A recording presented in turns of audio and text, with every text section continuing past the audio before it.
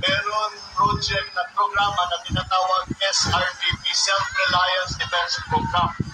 Para tayo ay magkanak ng problema, ay meron tayong sariling pagkukuhanan ng gamit. Sa isang programa naman sa Cebu na dinaluhan ni Mayor Sara Duterte, nagbigay ng mensahe ang kanyang amang si Pangulong Duterte.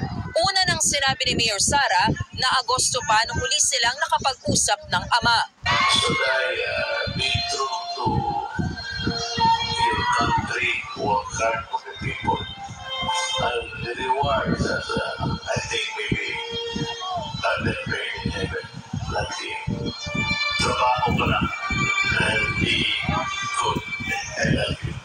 Sa usapin naman na sinasabing serious breach sa operasyon ng Smartmatic, sinabi ni Mayor Sara na inaaral pa ng legal team ng kanilang tambalan ang magiging tugon dito. Kami ang inyong pilion sa May 9.